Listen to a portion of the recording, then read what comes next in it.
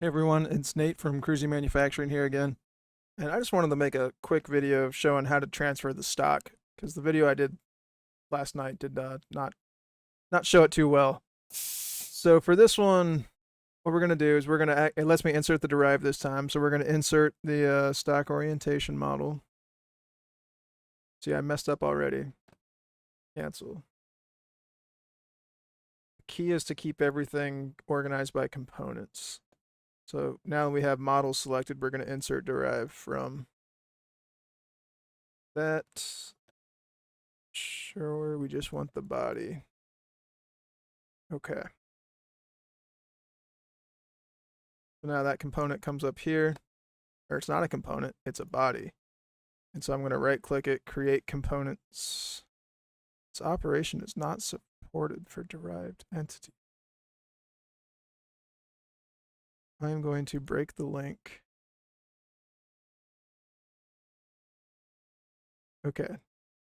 So now I was able to create that as a component. If this was parametric, we would have lost those parameters, but we're not changing parameters in our machining setup. I'm just gonna joint that there, rotate it. We'll try 90. Yeah, that's the way I want it. So you can see that hole better when you're drilling it. And just gonna stick it under that stock. We'll go an extra 20 thousandths. Okay. And I'm gonna hide the op1 stock and the rotovice. We'll hide all of these. Let's take a look at how that looks.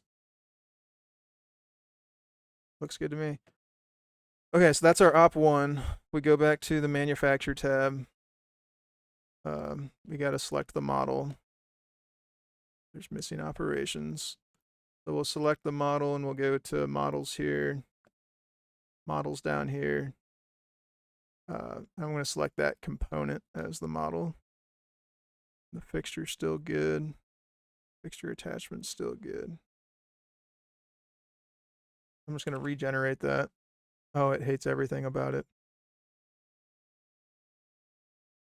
I got to select the pocket to machine. Okay. And again, I'm not doing everything. I've just provided a few tool paths so we could generate some stock. Gotta select all the references. B and X, that's the right direction. Hole. Actually, I think I just learned this. See how that hole's not going all the way to the modeled hole? I mean, I kind of knew this, but I reassured myself by doing a section analysis here. This is an aside to the stock transfer, but if we create that section analysis, you can see that if we actually want to get that full diameter on our drill, we have to account for the drill tip. And I modeled this at 140 degrees, so it matches the drill perfectly there. When you click the drill through bottom, put an offset of 0. Okay, so we don't need to see that analysis, the section view, so just unclick that. So what we would love to do is just go into our second setup here. And for some reason, this didn't transfer. I gotta select the points again. Gotta select a model. They don't let you get away with anything. Our model. All right, so for op2, let's think about this. I'm gonna select that for now, just so I don't have to reselect everything later. I'm gonna go back to my design space, and I am going to copy this component and paste it into our models component. I'm just gonna slide it out of the way so I know which one's which. Okay, so in the manufacture tab, we now have, well, let's put that, go back to the design tab. We'll put this component where we want it. So we'll select body. I'm going to call this op2 model. Oh, because they're copies, it's doing funny things.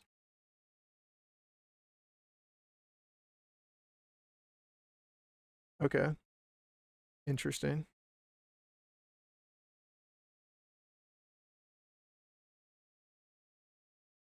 All right, so I'm going to put this op2 model, or the second instance of what it's calling the op1 model. I'm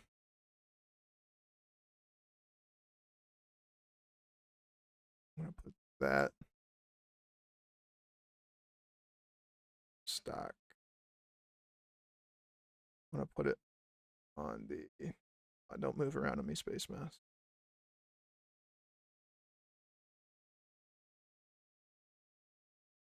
Make the vice transparent, that would be easier, but. Okay, 0 degrees. Come on. Okay. That's, yeah, basically exactly where I wanted it. Okay, so this is going to be our op2. And so what we would love to happen, if we go back to our manufacturer space here, is if we click the setup, assign the correct model. Model is the second instance of that. He's got both of them selected. What's up with that? Okay, there we go. So just that one. And I'm going to select my 17-inch vise under the work holding tab. My fixture, make sure the machine's still attached. Okay. Okay, so again, what we would want is our preceding setup stock to follow over here, but it seems problematic. So even if we selected, let me hide that stock. That would be op2 stock. So even if I select this chain,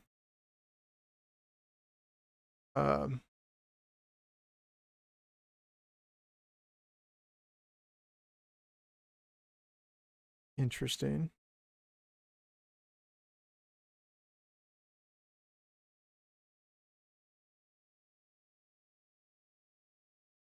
Well, son of a monkey's uncle, it did exactly what I wanted it to do. I think my problem last night, I just learned this, was this somehow got unchecked. This automatic in-process stock generation. So basically what I just followed here is repeating that same process from that video I referenced from the Autodesk, whatchamacallit.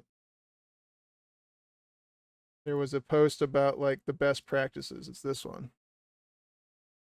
And this guy, Zach Alon, I don't know how to say your last name, Zach, but he made a good video, an unlinked video on YouTube that shows this, how to set up multiple stock or multiple vices or whatever. It's one vice, but two setup locations, and how to organize this workflow, basically, where he has the different files for, or not files, but components for fixtures, models, stocks, and that stuff.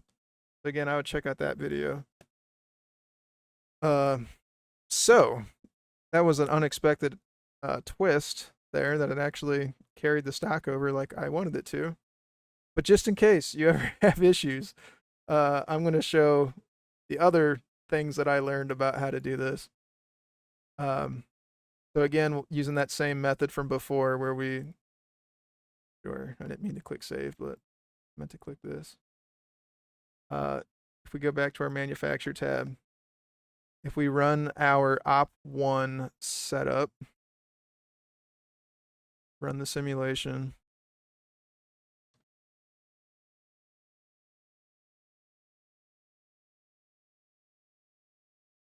Okay. So I guess I don't actually need to let that play out in real time. You can just click to the end.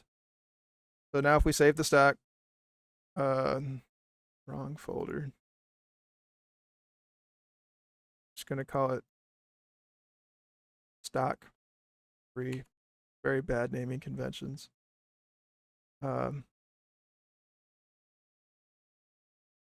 Exit the simulation. Okay, so now in our design space, where I suppose if you wanted to, you could do this in a manufacturing model. If you just try to insert the mesh, the stock 3, it shows up in all these weird locations, and you can try to put it in the active plane. So you have to be really diligent about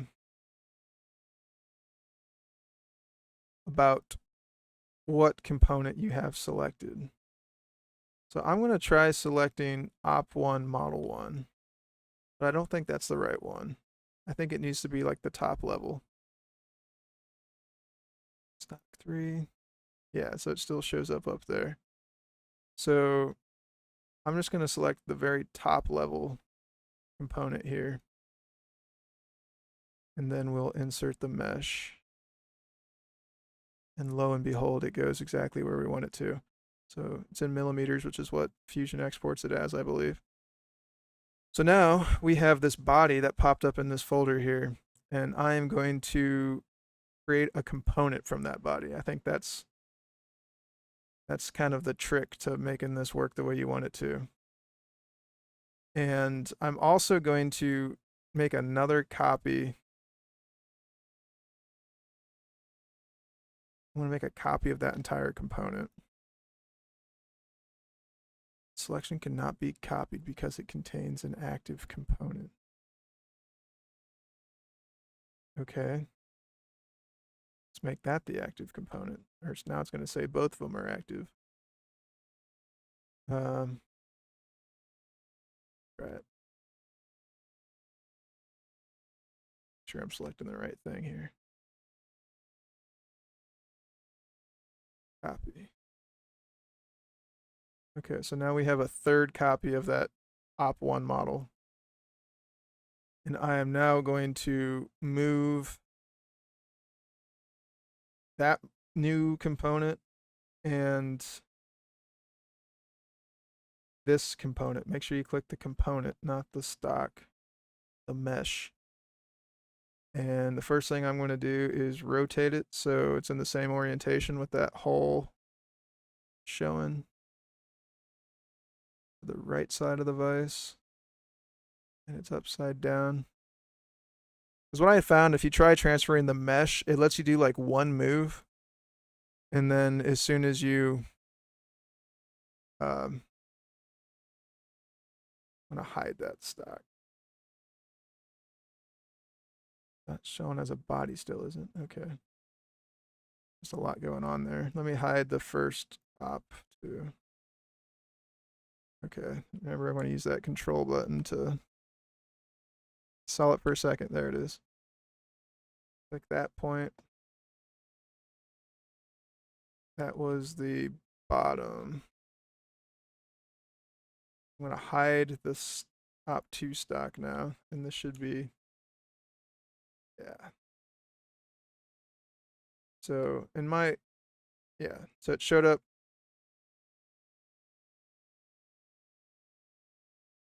Why is it deeper than that?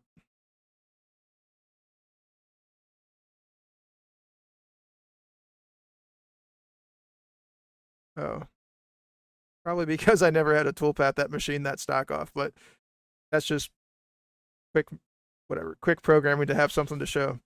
But anyways, it did carry the stock to where we wanted it. So the trick to that again is save it as a component and make sure you're moving the component, not the mesh.